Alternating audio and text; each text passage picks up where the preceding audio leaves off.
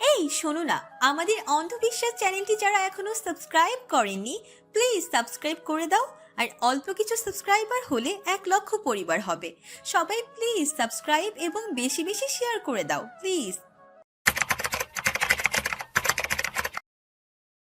এখন আমার কণ্ঠ বুঝি সুন্দর না? দিশাত ওপর নিচে ডানে বামে মাথা দোলালো। এই দোলানোর অর্থ কি সে নিজেও জানে না, তবে মুখে কিছু বলল না। সে কিছু জানুক আর না জানুক, এতটুকু বুঝেছে মুখ খুললেই বিপদ। এরা প্যাঁচে ফেলে কি দরকার? তাহলে দিশাত তাকিয়ে রইল। তাহলের মানে কি? কানে ধরো। দিশাত হা হয়ে গেল। কি করেছে সে? আরমান সিগারেট ধরালো, বাতাসে ধোঁয়া ছাড়লো, তবে তার দৃষ্টি দিশাতের দিকে। মেয়েটা হাঁ করে তাকিয়ে আছে। সে মনে মনে হাসলো, হেসে বলল, যাও। দিশাত মুখ ফুলিয়ে চলে এলো। সে ঠিক বুঝলো নিজের পায়ে নিজে কুড়াল মেরেছে সে। এই গানের পার্টি তাকে জ্বালিয়ে মারবে। তারপর থেকে সে পালিয়ে বেড়ালো। এই দল যে সাইডে আছে সেই সাইডে দিশাত নেই। তবে এরা তার নাম ডিপার্টমেন্টের সব জানে। খুঁজতে অবশ্য বেগ পেতে হলো না। এক ছেলে এসে খবর দিল আপনাকে ডাকছে। দিশাত মুখ ফুলিয়ে আবার হাজির হলো। আরমান অতি স্বাভাবিক গলায় বলল, এখন বুঝি আমরা রসগোল্লা না, পালিয়ে পালিয়ে বেড়াও। দিশাত তাকিয়ে রইল, কিছু বলল না। সে জানে কিছু বলুক আর না বলুক শেষমেশ সব কানে ধরায় গিয়ে থামবে। তাই সে মনে মনে ঠিক করলো আজ বললে আর পালাবে না। একেবারে কানে ধরে সব ঝামেলা আজই দফারফা করে ফেলবে। আরমান হাসলো, হেসে বলল, মোবাইল নাম্বারটা বলো তো দেখি। দিশাত অবাক হলো। নতুন টিউন দেখি, ব্যাপার কি? সে মুখ ভোতা করে মোবাইল নাম্বার বলল। এই আর কি, সে না বললেও মোবাইল নাম্বার বের করা এদের কাছে কোনো ব্যাপার না। আরমান অবশ্য মোবাইল নাম্বার কোনো ফোন টোনে সেভ করলো না, শুধু তাকিয়ে তাকিয়ে শুনলো। শুনে শান্তভাবে বলল, যাও। দিলশাদ গেল না, এবার মুখ খুলল। এখন আমি কি করব? দাঁড়িয়ে দাঁড়িয়ে গান শুনবো নাকি শুনবো না? দোষ কোনটায়? আরমান হেসে ফেলল, প্রাণ খোলা হাসি। তার হাসি দেখে তার বন্ধুরা অবাক হলো। সে হেসেই বলল, তোমার যেটা ভালো লাগে।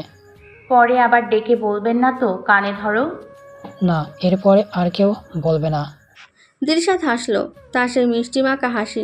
সে যদি জানতো এই হাসি সামনের জনের উপরে কি প্রভাব ফেলে, তাহলে হয়তো এই হাসি সে কখনো ঠোঁটেই আনতো না। তখন অবশ্য এত কিছু চিন্তা করতো না। বাবা মায়ের ভালোবাসায় আগলে ছিল।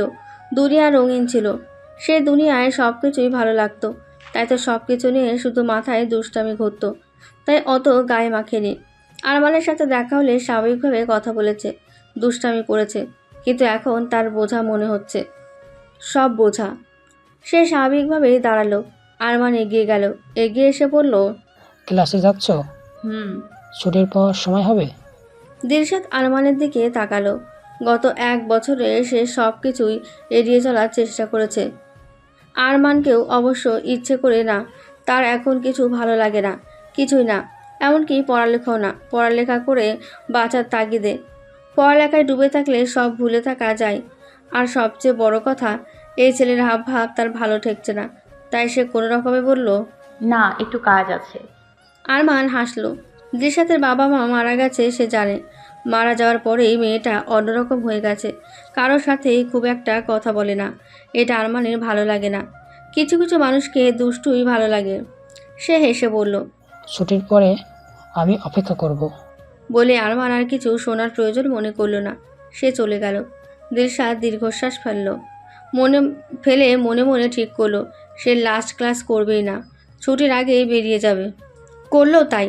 তবে তার ভাগ্য আজ খারাপ। আরমান গেটের সামনেই তার সাঙ্গপাঙ্গ নিয়ে দাঁড়িয়ে আছে, যেন সে জানতো দিলশাদ এই কাজ করবে। দিলশাদ দাঁড়িয়ে গেল। আরমান তার এলোমেলো চুল আরেকটু এলোমেলো করতে করতে এগিয়ে গেল। তার ঠোঁটে দুষ্টু হাসি, যেন দিলশাদের চালাকি ধরে সে খুব মজা পাচ্ছে। এগিয়ে সে খুব স্বাভাবিকভাবেই বলল, চলো কোথাও বসি। দিলশাদ মুখ কালো করে বলল, না, আমার কাজ আছে। কি কাজ বলো, আমি দেখছি। দিলশাদ বিরক্ত হলো, তবে তার দমিয়ে শান্তভাবে বলল, আরমান ভাই, আমি বুঝতে পারছি আপনি কি বলতে চান। না বোঝার কিছু নেই, আমি ছোট বাচ্চা না। তাই আমি খুব দুঃখিত। আপনি যেটা চাচ্ছেন সেটা সম্ভব না। আরমান নির্বিকারভাবে বলল, কেন? সেটা আপনার ব্যাপার। আরমান উচ্চস্বরে হাসলো, হেসে বলল, অন্য কাউকে ভালোবাসো নাকি? আরমান উচ্চস্বরে হাসলো, হেসে বলল। দিলশাদ কিছু বলল না, কঠিন চোখে তাকিয়ে রইল। আরমান ভালো না সে শুনেছে, তবে গত 1 বছরে তার কোনো খারাপ রূপ সে দেখেনি, তবে এখন থেকে মনে হয় দেখবে। আরমান আরেকটু এগোলো, দাঁতে দাঁত চেপে বলল, বলে যাও, যতদূর জানি কেউ নেই। ভার্সিটির অলির গলির সব খবর আমার কাছে থাকে, আর তোমার খবর তো আমি ভার্সিটির বাইরেও রাখি। তবুও মনের অলিগলিতে কেউ থাকলে বলে যাও। আর মানে তুমি যদি আরমান না হও তাহলে কারোর হবে না। দিলশাদের মুখ দিয়ে আর কথা বেরোলো না। আগের মতো মনে রং থাকলে সেও দেখিয়ে দিত দিলশাদ কি জিনিস। সে আবারও দীর্ঘশ্বাস পেল। ভার্সিটি তার জন্য জাহান্নাম হলো সে ঠিক বুঝলো। সে দীর্ঘশ্বাস ফেলে সাইডে তাকালো, তাকেই বড়সড় একটা ঝটকা খেলো। এতটাই খেলো যে তার কাঁধে থেকে ব্যাগ পড়ে গেল। আরমান ব্রোকোজকে তাকালো, তাকিয়ে বলল, কি হয়েছে? দিলশাদ কথা বলতে পারল না। সে হতভম্ব। কতদিন পরে এই মুখটা দেখল। উসমান তাদের সামনে স্বাভাবিকভাবেই এগিয়ে এলো। নিচু থেকে ব্যাগ তুলে একবার শান্ত চোখে আরমানের দিকে তাকালো। তারপর দিলশাদের দিকে তাকিয়ে সে শান্ত চোখেই বলল, এসো। বলেই আর দাঁড়ালো না, গাড়ির দিকে এগিয়ে গেল। দিলশাদের মাথা ঘুরে উঠল। আজকেই তার আসতে হলো। সে একবার আরমানের দিকে তাকালো। সে ভ্রুকুচকে তাকিয়ে আছে। সে সম্ভবত বুঝতে পারছে না কি হচ্ছে। দিলশাদ আর দাঁড়ালো না, ধীরে ধীরে এগিয়ে গেল। আজকে তার ভাগ্য সত্যিই খারাপ। দিলশাদ রুমে এসে কিছুক্ষণ জিম মেরে বসে রইল। তার বুক ঠিকপিক করছে। ভার্সিটি থেকে তাদের হোস্টেল খুব একটা দূরে না, তবুও অতটুকু সময় তার নিঃশ্বাস বন্ধ হয়ে মরে যাওয়ার জোগাড়। এরকম হচ্ছে কেন? এরকম হওয়ার তো কথা না। এর আগেও 1000 বার উসমান তার সামনে এসেছে, পাশে বসেছে। এমনকি সে আর ভাবতে পারল না কিছু কি বদলে গেছে। অথচ পাশের মানুষটা ছিল নির্বিকার, চুপচাপ ড্রাইভ করছে। হোস্টেলের সামনে এসে শুধু বলেছে, আহাদের আকিকা করা হবে। হল সুপারের সাথে ভাইয়ের কথা বলা আছে।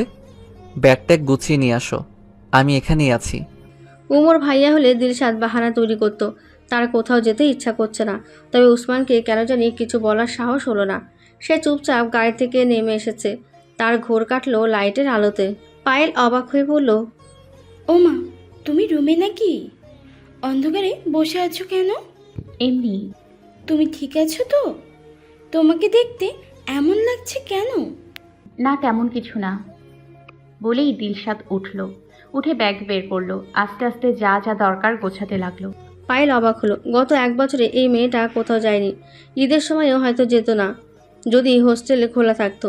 হোস্টেল বন্ধের একদিন আগে তার এক খালামণি এসে জোর করে নিয়ে গেছে।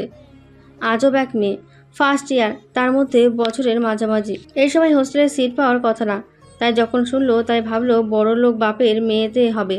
টাকা পয়সা দিয়ে হয়তো ম্যানেজ করেছে। এখন তো অনেকে নিজের ইচ্ছে মতো হোস্টেলে থাকে, তাই সেও সেরকম ভেবেছে। তবে যখন এলো অবাক হলো। বিধ্বস্ত নিঃশ্বাস হয়ে যাওয়া একটা মেয়ে, কারোর সাথে খুব একটা কথা বলে না, বইয়ের মধ্যে মুখ গুজে পড়ে থাকে। আর সবচেয়ে অবাক হলো তার 2 দিন পরে তার মোবাইলে ফোন এসেছিল দিলশাদের বড় বোনের। সে কেঁদে কোমল সুরে বলেছিল, আমার বোনটাকে একটু দেখো বোন, সে কখনো এইভাবে একা থাকেনি, তাকে একটু দেখো। পরে অবশ্য আস্তে আস্তে সব জেনেছে বলে মেয়েটার জন্য মায়া হয়। বাসায় যাচ্ছ? বোনের বাড়ি। পায়েল হাসলো। মেয়েটা খুব অভিমান উপরওয়ালার উপর। কেন তার ঘর ছিনিয়ে নেওয়া হলো? কেন এভাবে তার বাবা মাকে চলে যেতে হলো? আল্লাহ যে কী চান একমাত্র তিনিই ভালো জানেন। তবে এই মেয়েটা জানে না এমন বোনের বাড়ি পেতেও ভাগ্য লাগে।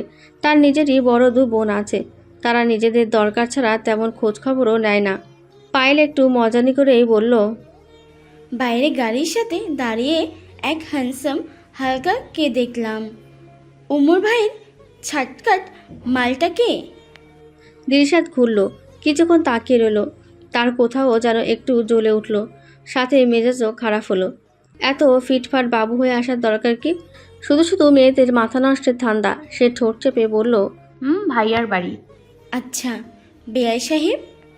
দিলশাদ বড় একটা শ্বাস ফেলে বলল, বেয়াই সাহেব। বলে দিলশাদ গোছগাছে মনোযোগ দিল। বেয়াই সাহেবের আবার নাকের ডগায় বিরক্তি, দেরি তার একদম সহ্য হয় না। আরমান উসমানের সামনে এসে দাঁড়ালো। সে দিলশাদের বোনের জামাইকে চিনবেই না কেন? গত 1 বছরে দিলশাদের সব প্রয়োজনে অপ্রয়োজনে সেই এখানে এসেছে। এমন বলে জামাই অবশ্য সে কমই দেখেছে। আজকাল তো নিজের বোনেরও কেউ খোঁজ দেয় না। আর এখানে শালি, তাই চেহারা সুরাত দেখে খুব একটা বেগ পেতে হয়নি চিনতে। সে ধরে নিয়েছে ভাইটাই হবে। বর্তমানে দিলশাদের গার্ডিয়ান বলতে এখন তো এরাই, তাই তখন কোনো সিন ক্রিয়েট করতে চায়নি। তবে সমস্যা হচ্ছে দিলশাদের রিয়াক্ট দেখে, তাই ক্লিয়ার হওয়া দরকার। আসসালামু আলাইকুম ভাইয়া। বলেই আরমান ফিচেল হাসলো। উসমান গাড়িতে হেলান দিয়ে মোবাইল দেখছিল। আরমান এসেছে দেখেছে, তবে তাকায়নি। এখন তাকালো। তার চোখ মুখ শান্ত শীতল। সে শান্ত শীতল চোখে তাকিয়ে সে সোজা হয়ে দাঁড়ালো। ভাইয়া কি আর্মিতে নাকি? চুল, বডি, হাইট দেখে সেরকমই মনে হচ্ছে। ওসমান কিছু বলল না, মোবাইল সহ 2 হাত পকেটে রাখলো। আরমান আবারও হাসলো, হেসে বলল, আমি আরমান, দিশাদ, আমরা একই ভার্সিটিতে পড়ি। আমি তার 2 বছরের সিনিয়র। আমরা বন্ধু। বন্ধু বোঝেন তো? বলে আরমান দুষ্টু হাসলো। সে উসমানের উত্তরের অপেক্ষা করলো না, সে হাসি নিয়েই বলল, সিনিয়র জুনিয়রদের বন্ধুত্ব অবশ্যই না বুঝলেও সমস্যা নেই। আপনার যুগে ছিল ভিন্ন, আমারটা ভিন্ন। দিশালদের বাপ বলেন, ভাই বলেন, আছেন তো আপনারাই, সময় মতো সব জেনে যাবেন। এখন ভাই আপনার নাম্বারটা দিন তো। দিলশাদকে নিতে এসেছেন নিশ্চয়, খবরাখবর নেওয়া যাবে। উসমান মৃদু হাসলো, বাঁকা হাসি। এই হাসির অর্থ আরমানের বোঝার কথা না, বুঝলও না। উসমান শান্তভাবে নাম্বার বলল। আরমানও হাসলো, হেসে তার পেছনে দাঁড়িয়ে থাকা বন্ধুদের মধ্যে একজনকে বলল, ভাইকে আমার নাম্বার থেকে একটা মিস কল দিত, তা না হলে কল দিলে আমার রং নাম্বার ভেবে ভুল করতে পারে, তাই না ভাইয়া?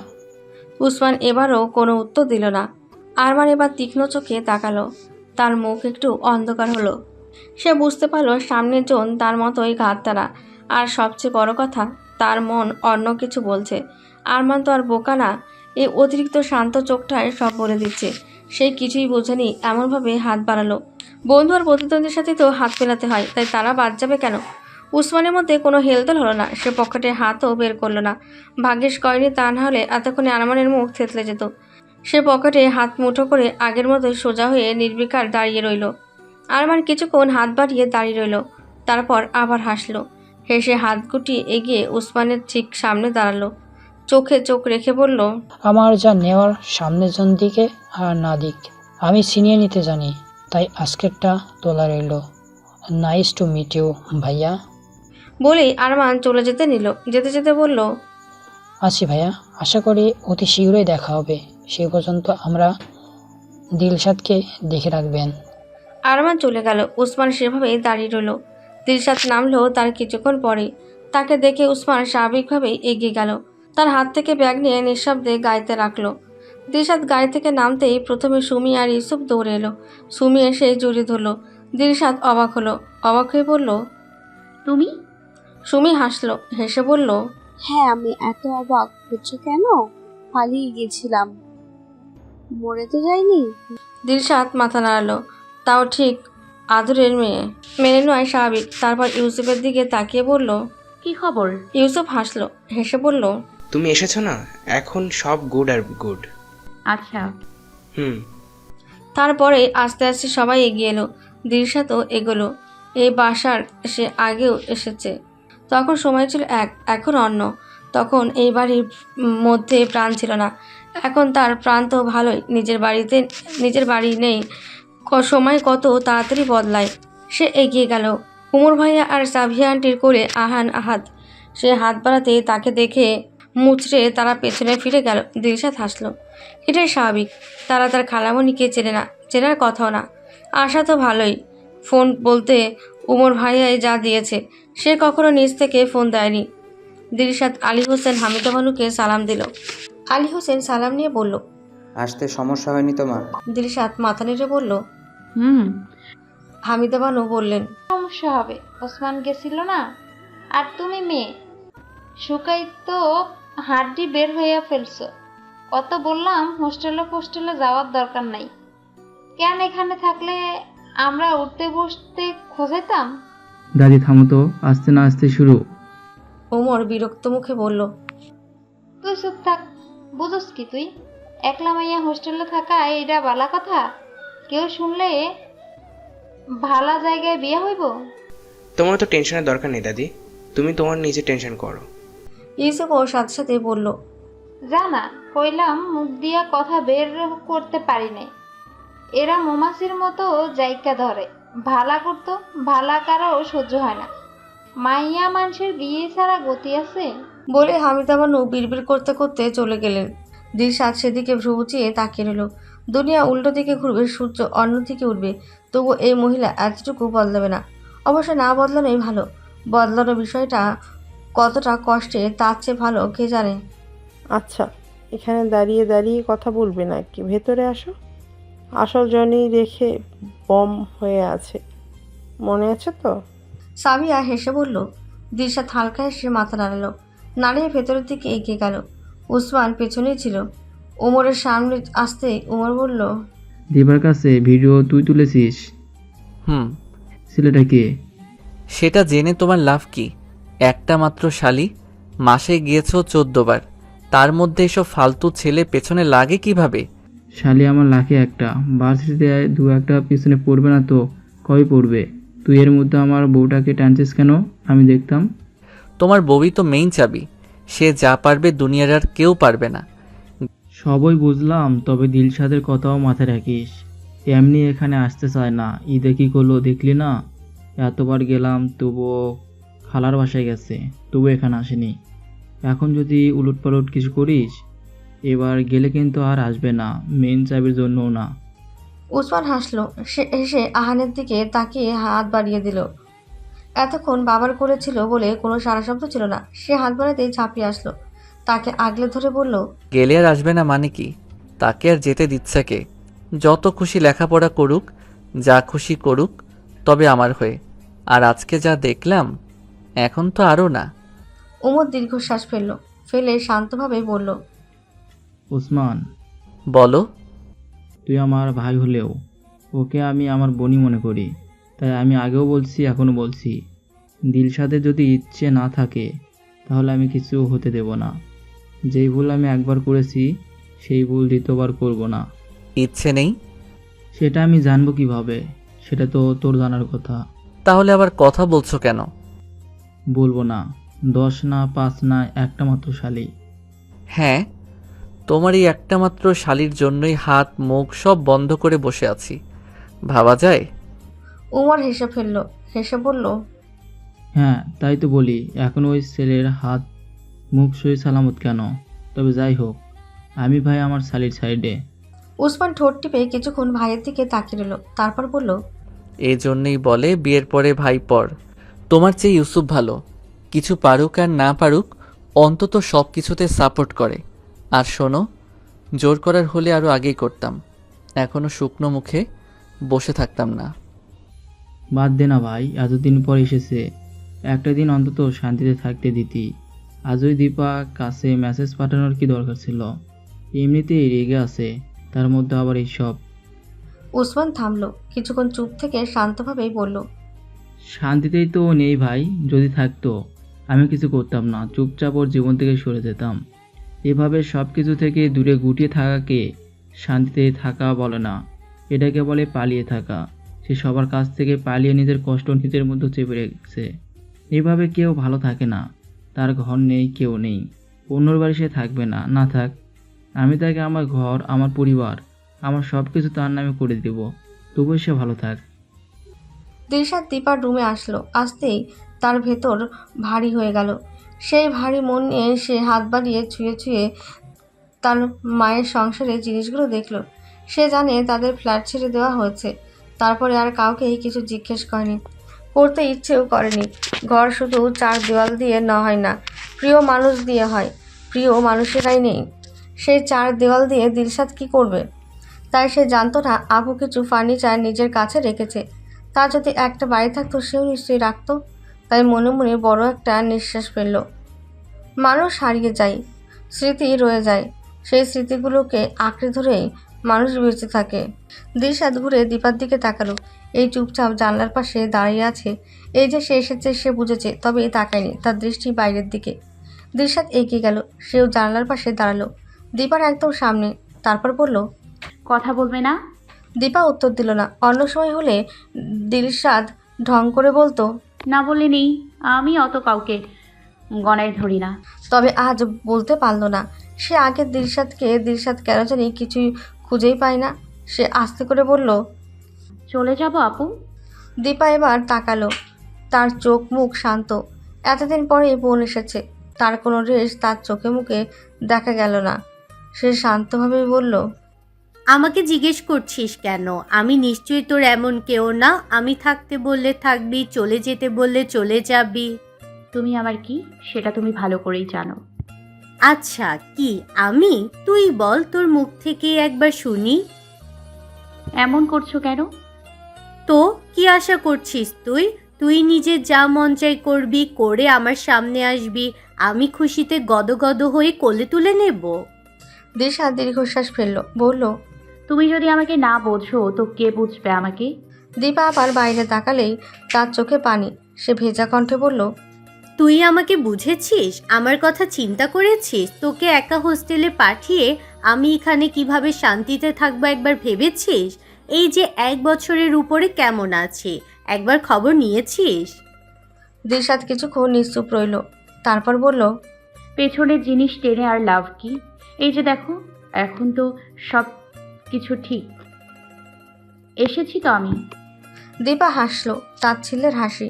বলল, হ্যাঁ অবশ্যই ঠিক, তবে এই ঠিক আমাদের জন্য হয়নি। নতুন প্রিয় মানুষ, প্রিয় বন্ধু হয়েছে, তাদের জন্য হয়েছে। হয়েছে বলে আমাদের কাছে আনার জন্য বাহানা তৈরি করে হয়। দিশাদ ভ্রু কুঁচকে তাকালো। এখানে বন্ধু এলো কোথা থেকে? মানছে সে আসতে চায় না, তবে বন্ধুর কাহিনী কি? সে অবাক মাখা কণ্ঠে বলল, কিসের বন্ধু? দীপা স্বাভাবিকভাবে ঘুরল।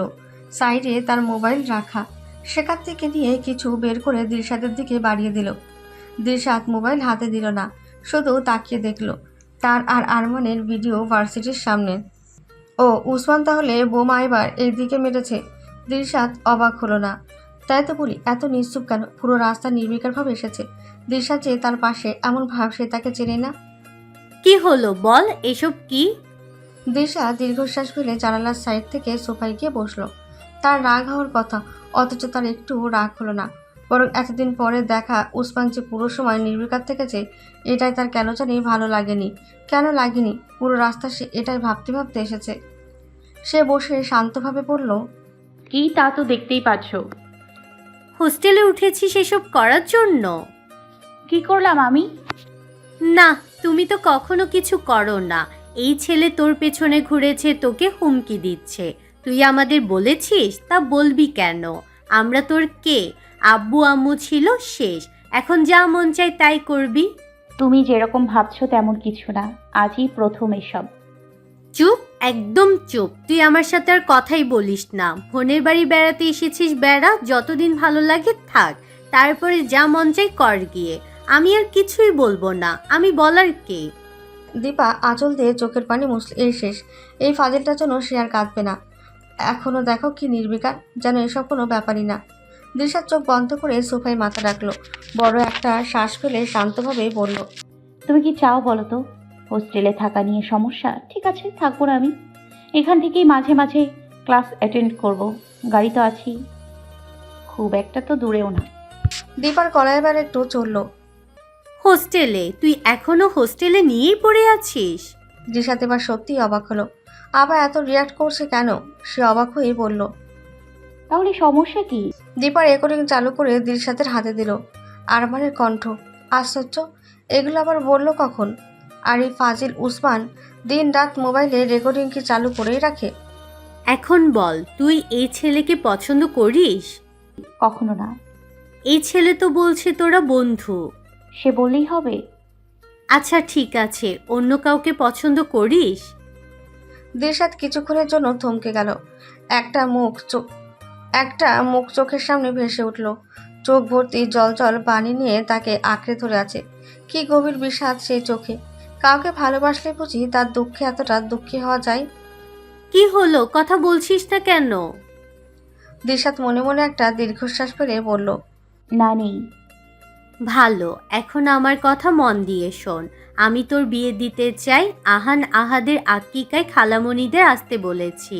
আসলেই রায়হানের সাথে তোর বিয়ের কথাবার্তা বলবো। বিয়ে হলেই খালামণিদের বাসায় থাকবি, নিয়মিত ক্লাস করার দরকার নেই, সেখান থেকে শুধু পরীক্ষা দিবি। দিলশাদ হতভম্ব হয়ে কিছুক্ষণ বসে রইল, তারপর আস্তে করে বলল, কার সাথে কি দেবে? কার আবার? রায়হানের সাথে। ছোটবেলা থেকে চুম্বুকের মতো লেগে আছিস, খালামণিরও খুব ইচ্ছে। আর তাছাড়া অচেনা জায়গায় তোকে বিয়ে দিয়ে আমি শান্তি পাবো না। খালামণির কাছে তুই ভালো থাকবি।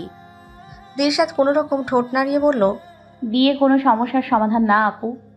তোর কাছে নাও হতে পারে, তবে আমার কাছে সব সমস্যার সমাধান।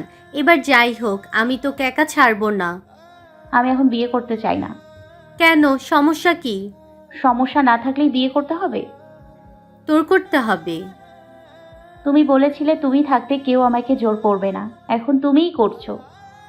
সন্তানের ভালোর জন্য বাবা মাকেও অনেক সময় কঠিন হতে হয়। এতে আমার কি লাভ? ঠিক আছে, তোর ভালো নেই, মনে কর আমার ভালো, আমার শান্তি। আমার শান্তির জন্য তুই এটুকু করতে পারবি না?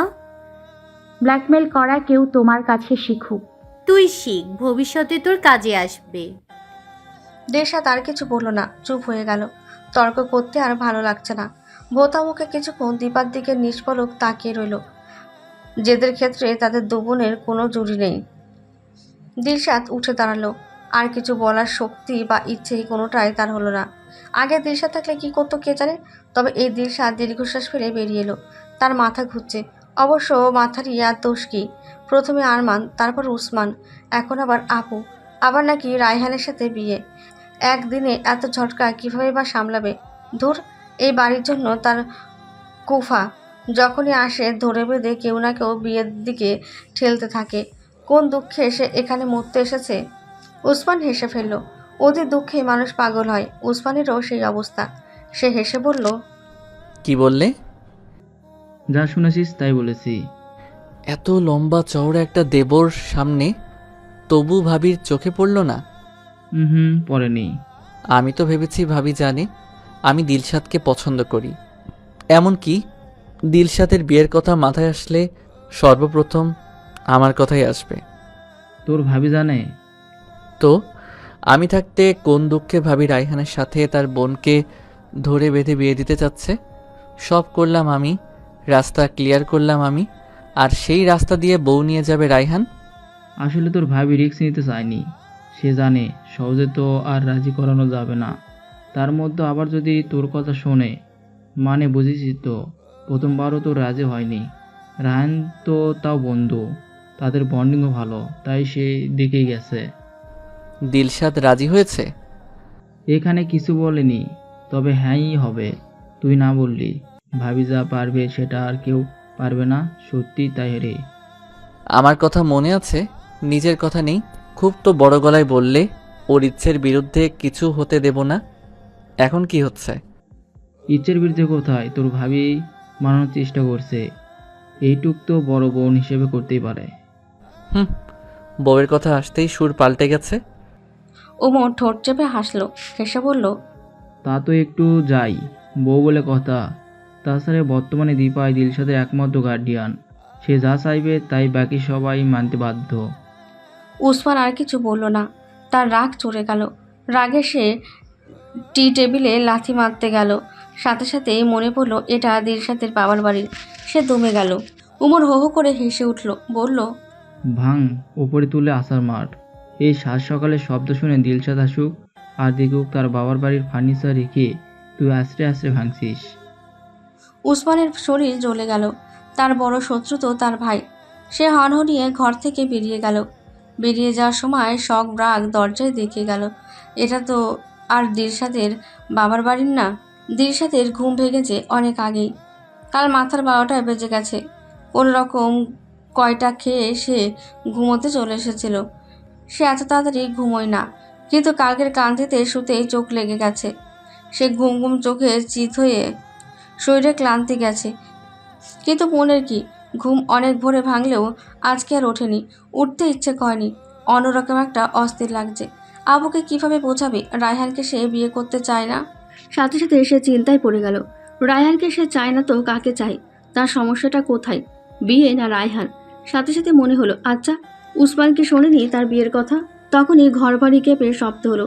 দিশাদ চমকে উঠল। তার মনে হলো কেউ দরজা ভেঙে ফেলছে। আশ্চর্য, এই বাড়ির মানুষ ভালো হবে কবে? সাত সকালে ভাঙাভাঙি চেঁচামেচি সব শুরু করে। সে উঠতে যাবে, শব্দটা আসলো কোথায়। তার আগেই কেউ ঝড়ের বেগে এগিয়ে এসে তাকে চেপে ধরল। দিশাদ হতভম্ব হয়ে গেল। তার ঘুমটুম ক্লান্তি মুহূর্তে সব ছুটে গেল। সে বিস্ফোরিত চোখে হাঁ হয়ে তাকিয়ে রইল। তার সাথে সাথেই প্রথমে চিন্তাটা মাথায় আসলো, তা হলো দরজা কালকে সে লক করেনি। উসমান আরেকটু ঝুঁকলো, দু হাত শক্ত করে চেপে ধরল। তার রাগের আগুন নিঃশ্বাস রূপে দিশাদের চোখে মুখে পড়তে লাগলো। সে চিবিয়ে বলল, শুনলাম বিয়ে করছো। দিশাদ উত্তর দিতে পারল না। উত্তর দেওয়ার অবস্থায় কি আর তার আছে? তার ভেতর তো ভালোই, পুরো শরীর কাঁপছে। আশ্চর্য, সবসময় এমন ঝড়ের মতো থাকতে হবে কেন? উসমান আরেকটু এগোলো, দিশাদের ঠোঁটের দিকে তাকালো। গোলাপি রঙা ঠোঁট দুটো তিত্তির করে কাঁপছে। সে নিচু হলো একদম ঠোঁটের কাছাকাছি, তবে ঠোঁটে ঠোঁট ছোঁয়ালো না। তার শুধু এই ঠোঁট না, অধিকার চাই। তার সামনে এই হৃদয়হীনার পুরোটা চাই। সে চোখ বন্ধ করলো, বড় বড় কয়েকটা নিঃশ্বাস ফেলে নিজেকে শান্ত করলো। তারপর চোখে চোখ রেখে শান্তভাবে বলল, দিলশাদ, আমি জীবনে কোনো মেয়েকে ভালোবাসিনি। তুমিই প্রথম আর তুমি শেষ। এই জীবনে যদি তোমাকে না পাই, আমার জীবন বৃথা। আর কাউকে ভালোবাসতে পারবো না, আর কাউকে কাছে টানতে পারবো না, আর বাঁচতেও পারবো না। শেষ হয়ে যাব, একদম শেষ। আমি তোমার প্রেমে দেবদাস হয়ে গেছি, তাই জোর করছি না, শুধু রিকোয়েস্ট করছি, আমার হয়ে যাও Dilshad, please please please. Usman ক্লান্তভাবে দিশাদের কপালে কপাল রাখলো, চোখ বন্ধ করলো। আর কিভাবে বলে এই পাথর কন্যার মন গলবে?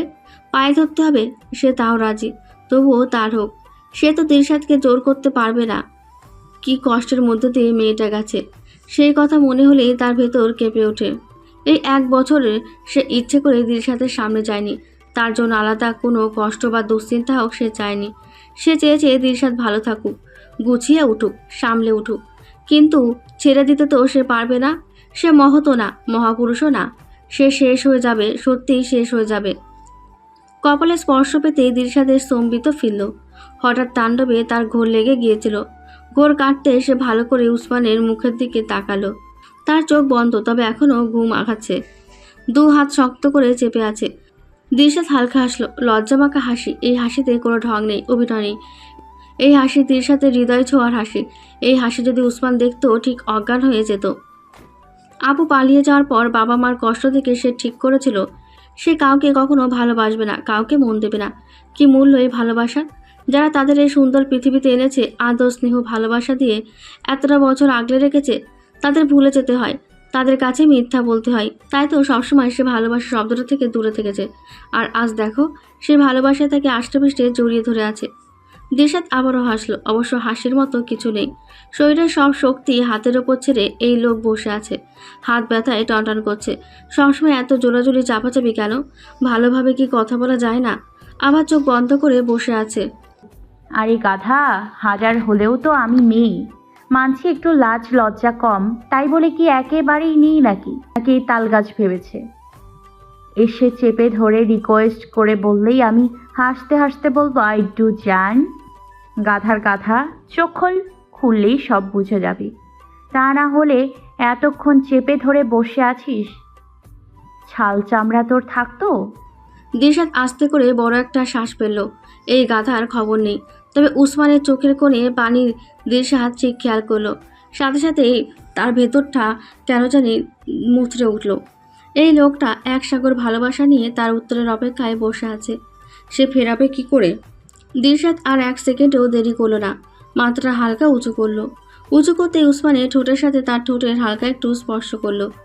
লাগতেই চোখ বন্ধ করে দিশাদ ঝট করে মুখ অন্য পাশে ঘুরিয়ে ফেলল। উসমান ফট করে চোখ মেলল, অবিশ্বাস্য চোখে দিশাদের দিকে তাকালো। কি হলো?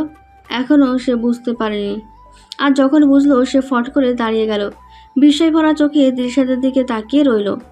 আর দিশাদ চোখ মুখ খিচে বন্ধ করে লজ্জায় অন্য পাশে মুখ ঘুরিয়ে রাখলো। ইস ইস! উসমান হেসে ফেলল। তার ইচ্ছে করলো এই লজ্জারাঙা মুখটা 2 হাতে তুলে চুমুতে ভরিয়ে ফেলতে, তবে খুব কষ্টে নিজেকে দমালো। সে আবারও ঝুঁকে নিচু হলো। এবার চেপে ধরল না, শুধু কানের কাছে মুখ নিয়ে বলল, থ্যাংক ইউ আমার দিল। এত সুন্দরভাবে হ্যাঁ বলে একমাত্র আমার দিলকে দিয়েই সম্ভব। বলে সে ঝট করে উঠে দাঁড়ালো। সে আর এক সেকেন্ডও ব্যয় করলো না, হনহনিয়ে বেরিয়ে গেল। দীপা হামিদা বানুকে নাস্তা দিচ্ছিল। উসমান তার সামনে এসে বসলো। নিয়মিত ভালোবাসার গল্প শুনতে এবং পড়তে আমাদের অন্ধবিশ্বাস চ্যানেলটি সাবস্ক্রাইব করে পাশে থাকা বেল আইকনটি ক্লিক করুন। ধন্যবাদ সবাইকে।